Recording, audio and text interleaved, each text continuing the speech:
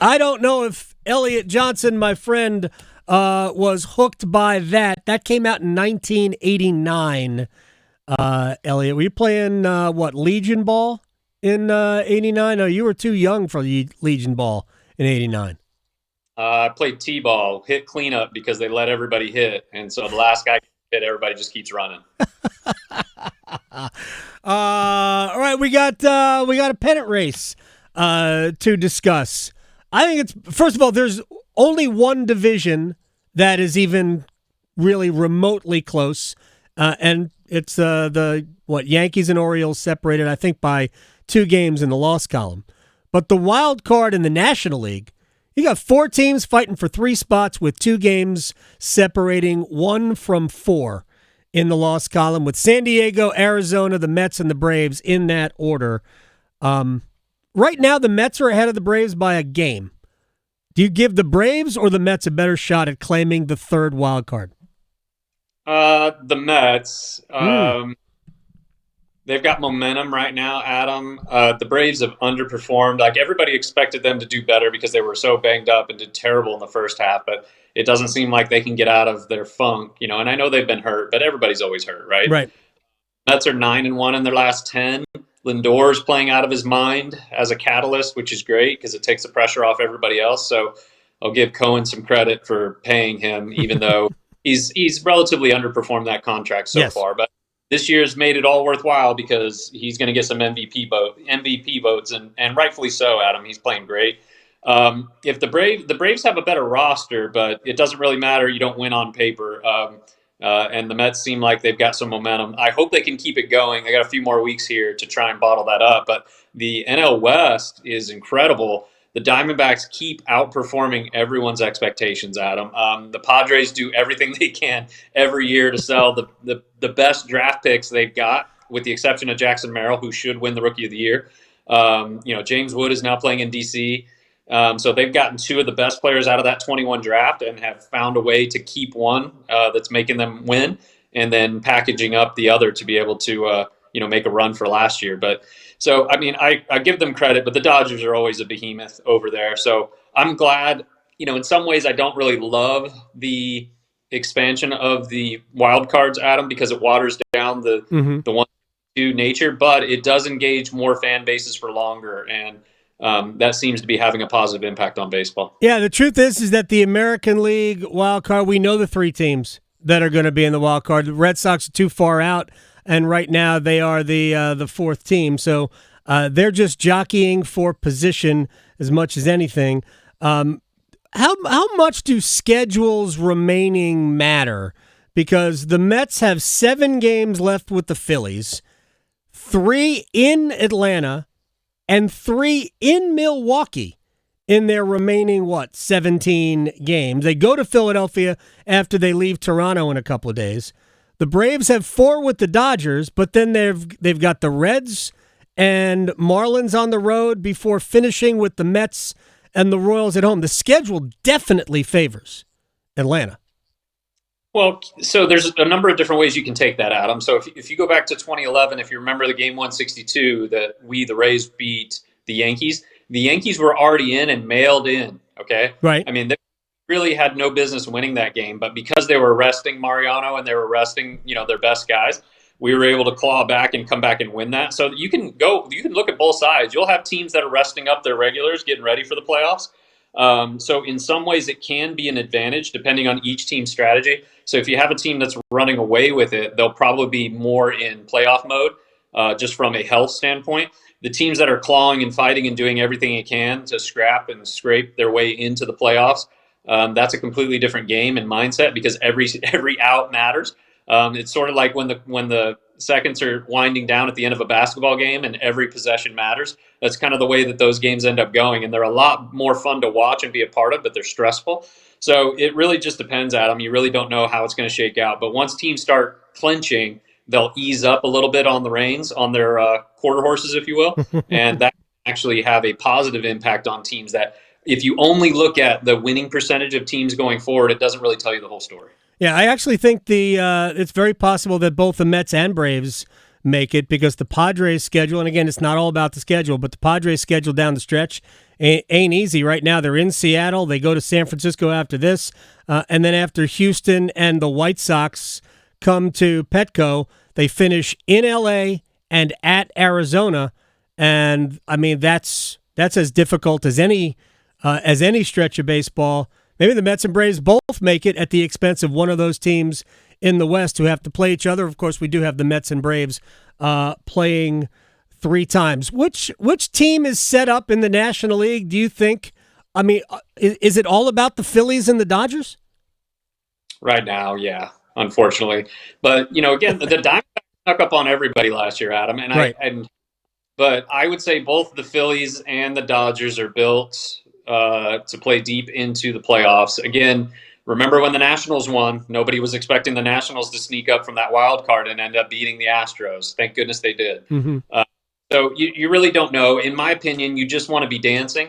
And whether or not you can end up staying hot through the playoffs. And again, I've referenced this on the show a lot. Remember that Rockies team in like 2007 that was undefeated in the National League playoffs that ran into the Red Sox?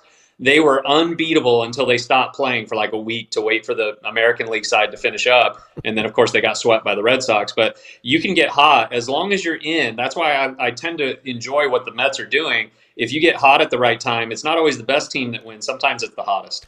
Well, the last time the Mets won as many as 9 games in a row, and they had their 9-game winning streak end at the hands of the Reds on Sunday, was 2015. And that team, of course, that winning streak, they won 11 in a row in April that year, but that team ended up in the World Series losing to Kansas City. Did the Mets have enough pitching to do this? No. Okay, no. I don't think so either. But no. I do appreciate that you're rooting for them.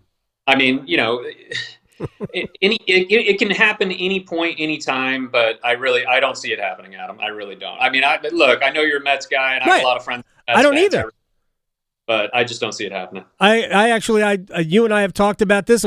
We have a rabid Mets fan in the hallway here, and I wished that the Mets had not varied from what their plan was get to the trade deadline. They didn't expect to be in it. The month of June flipped everything where they were the best team in baseball in June.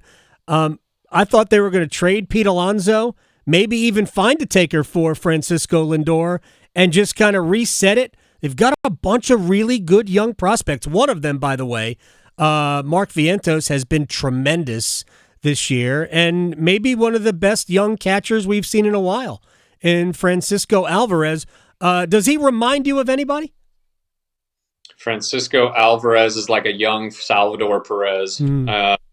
He's more offensively potent right now, I would say, than Sal was back in the day. Sal has turned it on of late on the offensive side. He's not catching like he did before, of course, but he's remarkable. I would say that he's probably more important to the team because he influences the game so much on the defensive side, catching.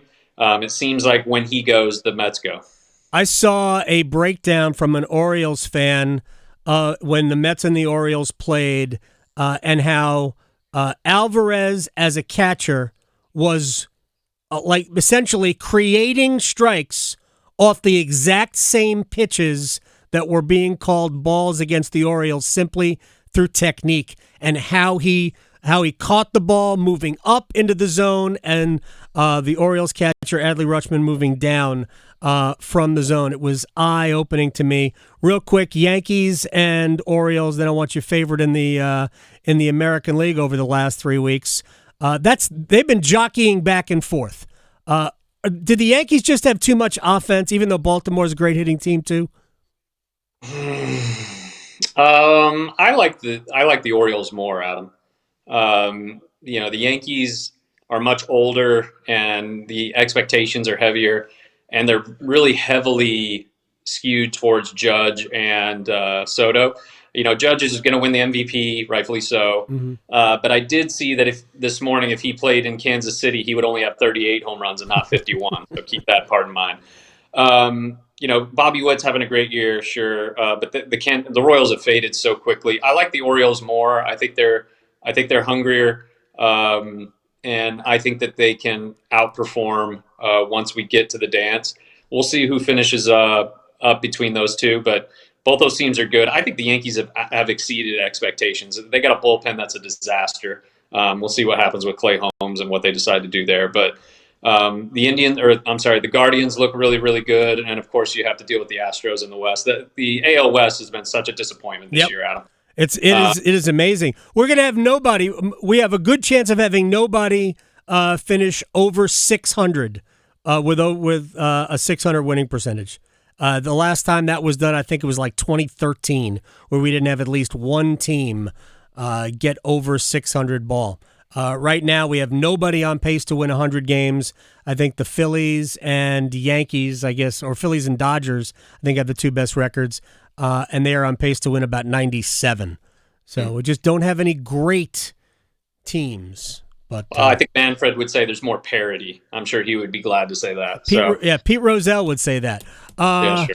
Elliot Johnson, baseball legend. By the way, do you remember your playoff hit and who it came against? Yeah, it was in L.A. Against a sinker baller for the Dodgers. I don't know his name.